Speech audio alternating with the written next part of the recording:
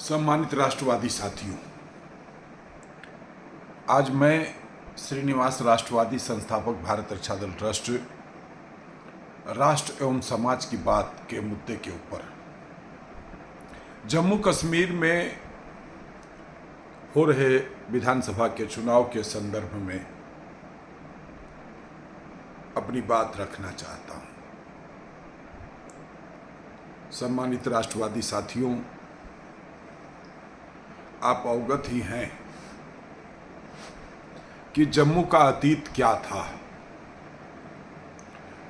जम्मू कश्मीर कहने के लिए भारत का अंग था। हम लोग गर्व से कहते थे कश्मीर से कन्याकुमारी तक भारत एक है। लेकिन सच यह है कि प्रधानमंत्री नरेंद्र मोदी जी की सरकार ने जब 5 अगस्त 2019 को धारा 370-35A हटाया, उसके पहले का जो जम्मू कश्मीर था उसमें जम्मू भारत का अंग था। कश्मीर, श्रीनगर, अनंतनाग, ये सब इलाके एक प्रकार से अप्रत्यक्ष रूप से पाकिस्तान की गवर्नमेंट चलाती थी यहाँ पर। और वहाँ के पूर्व मुख्यमंत्रियों फारूक अब्दुल्ला, अमर अब्दुल्ला और मुफ्ती मोहम्मद की बेटी, इनका जब शासन था, जब ये मुख्यमंत्री थे, तो यह लोग भारत सरकार की धन संपदाओं का भारत सरकार से वेतन लेते थे, लेकिन निर्देश इनके ऊपर पाकिस्तान का चलता था। पाकिस्तान से गवर्न होते थे। इन्हीं हालातों में जब 5 अगस्त 2019 को प्रधानमंत्री नरेंद्र मोदी जी की सरकार ने धारा 370 और 35A हटाया और उसके बाद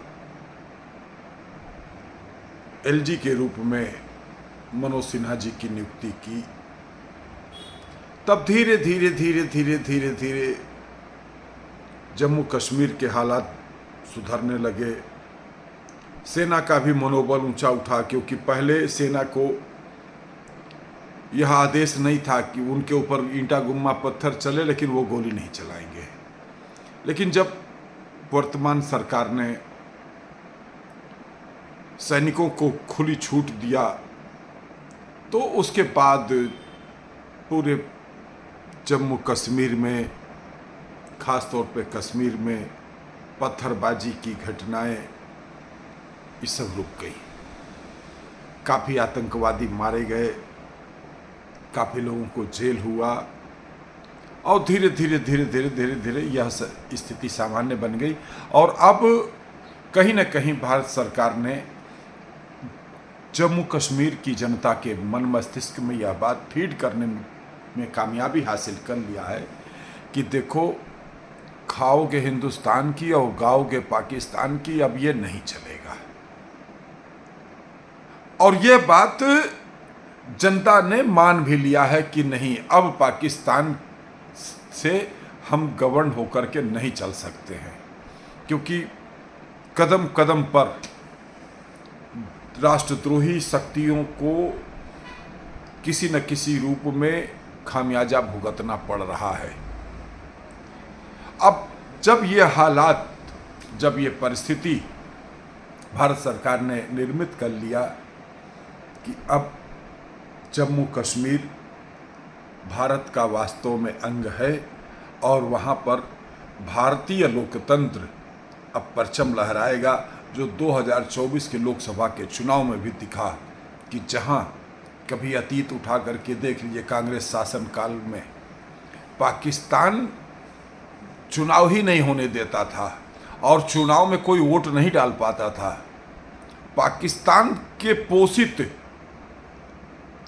पाकिस्तान से गवर्न लोग जो चुनाव लड़ते थे, 2, 4, 5, 7, 8%, 7%, 10% तक की पोलिंग करा ली जाती थी और एक तरफा चुनाव होता था। और ये लोग जो है जीत करके आ जाते थे।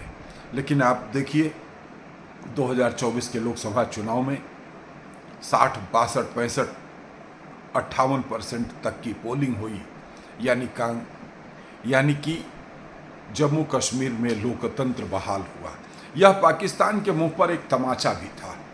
और अब दूसरा तमाचा यह पड़ने जा रहा है कि अब विधानसभा का चुनाव हो रहा है। अब मित्रों, इस संदर्भ में हम थोड़ी सी बात आप लोगों से कहना चाहते हैं।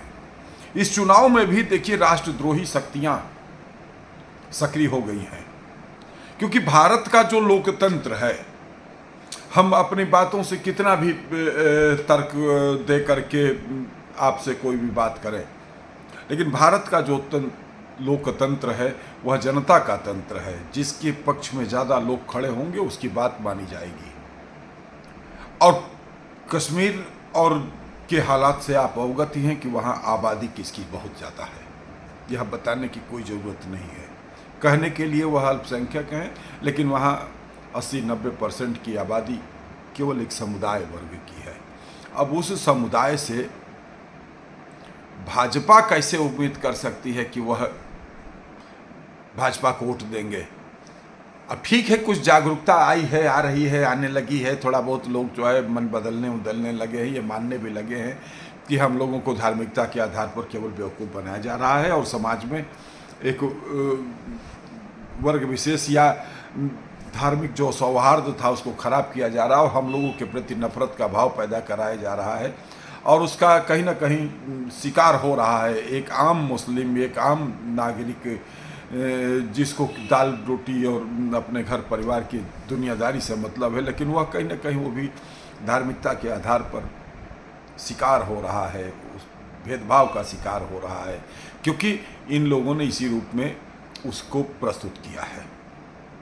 तो अब उसके मन में तो ये बैठा हुआ है कि चूंकि भारतीय जनता पार्टी एक हिंदुत्व पोषक पार्टी है, राष्ट्रवादी पार्टी है, उसकी नफरत कोई और कारण नहीं है।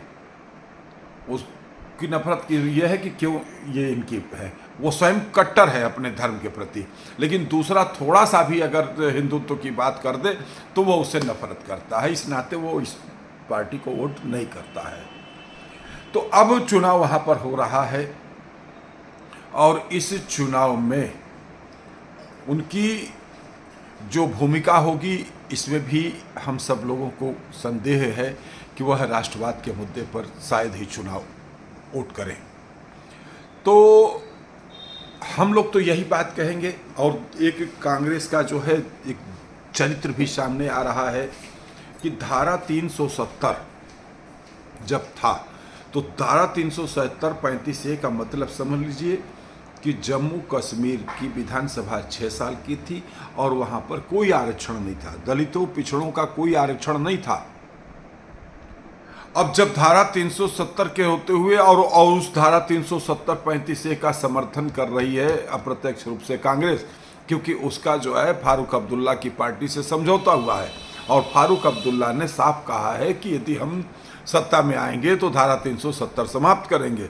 तो धारा 370 समाप्त होगी तो इसका मतलब यह है कि जम्मू कश्मीर में फिर से जो अभी आरक्षण व्यवस्था भारतीय जनता पार्टी सरकार ने राष्ट्रपति शासन एलजी के मनोज सिन्हा जी के नेतृत्व में चल रहे एक प्रकार से गवर्नमेंट ही हम कहेंगे, जो आरक्षण की व्यवस्था लागू हुई है, अगर यह लोग चुनाव जीतते हैं तो फिर से दलितों पिछड़ों का आरक्षण प्रतिबंध हो जाएगा, क्योंकि वो 370 के समर्थक हैं और 370 का समर्थक होने का अर्थ है वहाँ पर आपका आरक्षण नहीं चलेगा।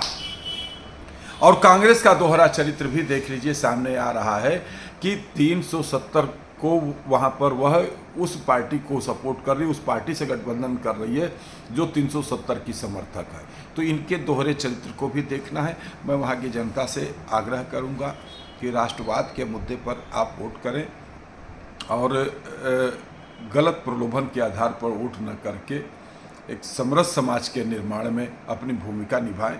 आप देख लीजिए पाकिस्तान के क्या हालात हैं, आप देख लीजिए बांग्लादेश के क्या हालात हैं। इन हालातों को देखते हुए एक ऐसा भारत भयमुक्त भारत, प्रगतिशील भारत के निर्माण के लिए आप सब वोट करें। धन्यवाद। जय मातृभूमि, जय भारत।